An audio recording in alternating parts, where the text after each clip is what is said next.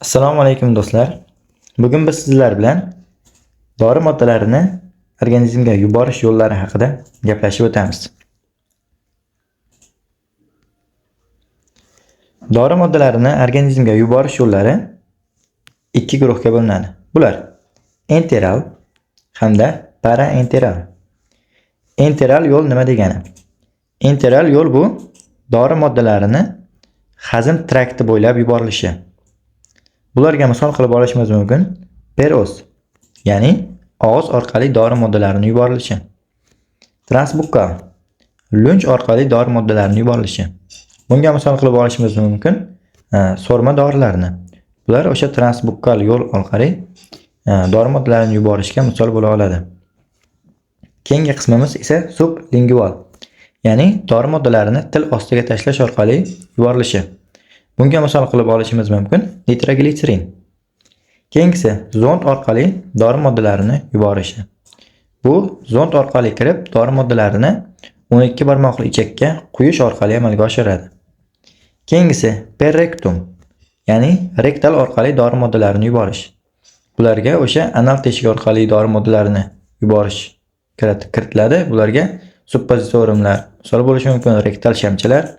Bular perrektum orqali dori moddalarini yuborish hisoblanadi. Keyingisi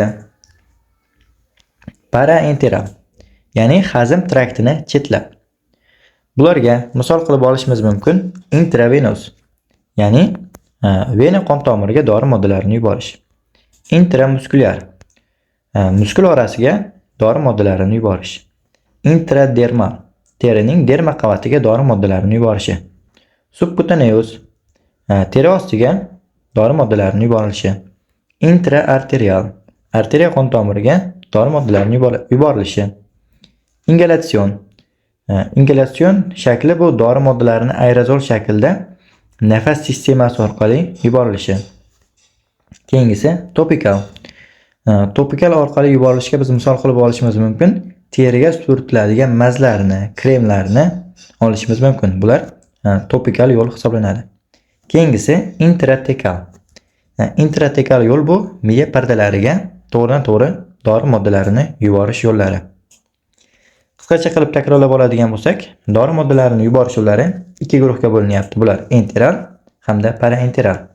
Enteral yo'l bo'lyapti hazm trakti orqali, paraenteral yo'l esa hazm traktini chetlab.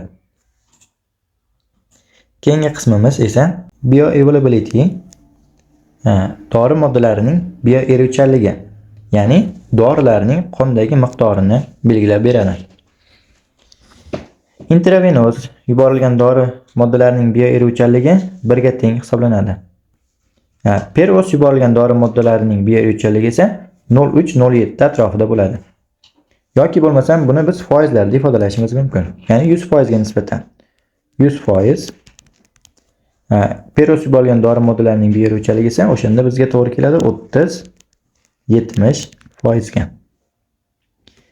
Endi shu yerda sizda savol tug'ilishi mumkin. Nima uchun intravenöz yuborilgan dori moddalarining bioeruvchanligi 1 ga teng bo'lyapti?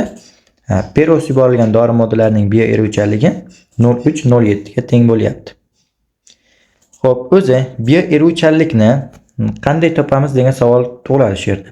Bioeruvchanlik bu organizmga yuborilgan dorini umumiy dori miqdorini qondagi miqdoriga nisbatan olinadi. Ya'ni biz intravenöz yuborilganda dorining hamma qismi to'g'ridan-to'g'ri qonga tushganligi uchun ularning bioeruvchanligi 1 ga teng bo'ladi. Lekin peroz yuborilganda dastlab ular hazm trakti orqali oshqozonda xloroksid ta'sirida o'zgarishlarga uchraydi. Ichaklarda ularning ma'lum bir qismi so'riladi, ma'lum bir qismi esa so'rilmay yana najas orqali tashqariga chiqariladi. Shuni hisobiga bizda qonga o'tgan miqdori organizmga tushgan miqdoridan kamayadi. Shuni nisbatiga oladigan bo'lsak, bizda shu 0,3-0,7 yoki peroz yuborilgan dori moddalarining bioeruvchanligi 30-70% nisbatda bo'ladi. Keyingi qismimiz esa bu dori moddalarini yuborish yo'lini uning effektiga ta'siri. Ya'ni bunda biz Harkivich sinovasi orqali o'tkazilgan tajribani ko'rib chiqamiz. Magnit sulfatni 3 xil yo'lda organizmga yuborib ko'rilgan. Bular peroz, ya'ni og'iz orqali. Og'iz orqali yuborilganda magnit sulfat surgi dori sifatida o'z effektini ko'rsatgan. Ya'ni ichakka tushgan magnit sulfat ionlarga ajragandan so'ng magniy ichak hujayralaridan qonga so'rilmaydi. Lekin magniy osmotik aktiv bo'lganligi uchun o'ziga suvni tortadi. Natijada hujayralardan suvni o'ziga tortadi. Bu esa peristaltikani ishini stimullaydi hamda peristaltika kuchayib bizda magnit sulfatning surgi dori sifatida effekti yuzaga chiqadi.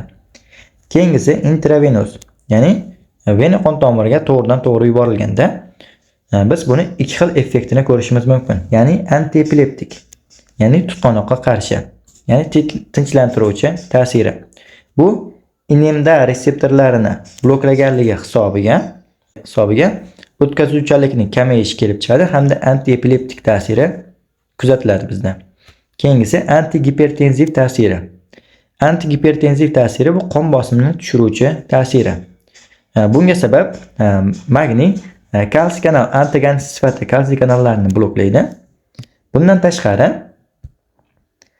azot 2 oksid sintetaza fermentini aktivlaganligi hisobiga GQ-NOS sistemasi ishga tushadi hamda qon tomirlar vazodilatatsiyaga uchraydi. Natijada qon tomirlari kengayib, bizda qon bosimi tushadi. Bu uning antigipertenziv ta'siri edi. Keyingisi esa magnit sulfatni duodenal, ya'ni 12 barmoqli ichakka zond orqali yuborilganda bizda uning effekti haliokinetik sifatida ko'rilgan. Chunki 12 barmoqli ichakka o't yo'li quyiladi.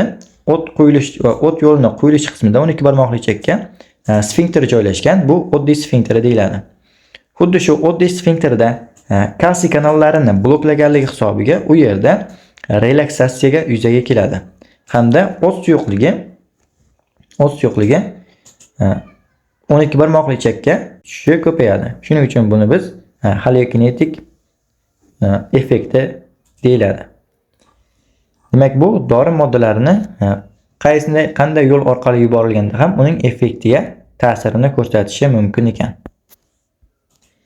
Keyingi qismimiz esa bu dorilarning o'zaro ta'siri. Dori moddalarining o'zaro ta'sirini biz ikki guruhga ajratishimiz mumkin.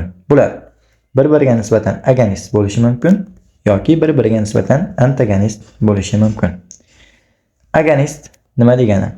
Bir reseptorni bir dori moddasi ham kelib qo'zg'atsa, ikkinchi dori moddasi ham kelib qo'zg'atsa, bular bir-biriga nisbatan agonist hisoblanadi. Agonistlar ham o'z navbatida turlarga bo'linadi. Bular full, ya'ni to'liq agonist, partial, ya'ni qisman agonist hamda inversa teskari agonistlar. Hop, to'liq agonistlarga misol qilib olishimiz mumkin bizda noradrenalin hamda adrenalinni. Chunki noradrenalin qo'zg'atgan reseptorlarni adrenalin ham qo'zg'ata oladi. Bular bir-biriga nisbatan to'liq agonist hisoblanadi. Keyingisi esa bu qisman agonistlar. Qisman agonistlar ham bir-birini ishini stimullaydi, reseptorni stimullaydi, faqat bunda effekt to'liq kuzatilmaydi. Keyingisi esa bu teskari agonistlar. Teskari agonistlar tuzilishining jihatdan, vazifasi jihatdan antagonistga o'xshaydi, lekin ular bir-biriga nisbatan agonist hisoblanadi. Bularga misol qilib olishimiz mumkin antigistamin dorilarini.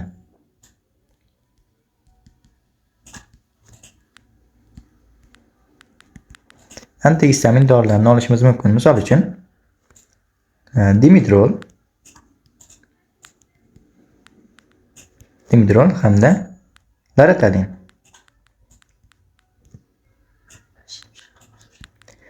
Bu moddalar periferik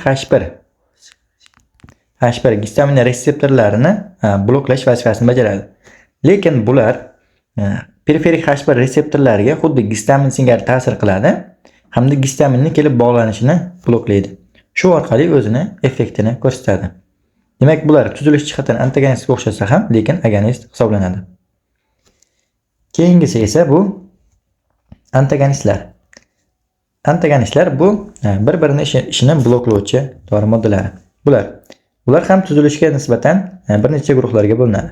Bular kompetitiv, non-kompetitiv hamda unkompetitiv turlari farqlanadi.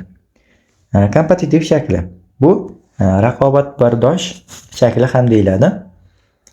Bunga misol qilib olishimiz mumkin. Misol uchun bu yerda A dori hamda B dori deb olaylik. Ikkalasini ham A dorini ham B dorini ham bu reseptori bilan bog'lanish kuchi bir xil.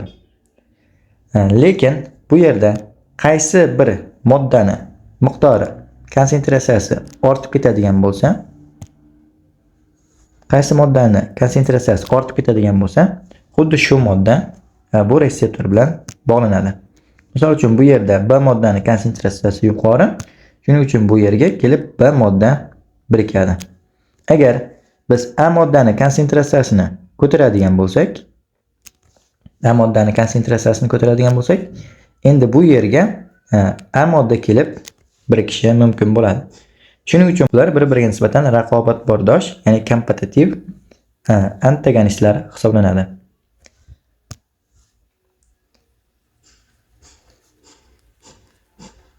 Hop, keyingi qismi esa bu non-kompetitiv shakli, ya'ni raqobatbardosh bo'lmagan shakli. Bu yerda ham olaylik A modda hamda B modda.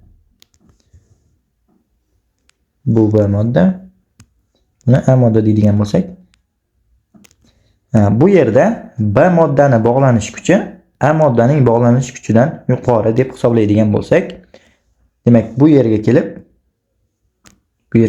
B modda birikadi. Lekin biz A moddani konsentratsiyasini qancha oshirganimiz bilan A modda kelib bu yerga birika olmaydi. Chunki bu yerda B moddaning bog'lanish kuchi reseptor bilan A moddanikidan yuqori hisoblanadi. Shuning uchun bular bir-biriga nisbatan raqobatbardosh bo'lmagan antagonistlar hisoblanadi.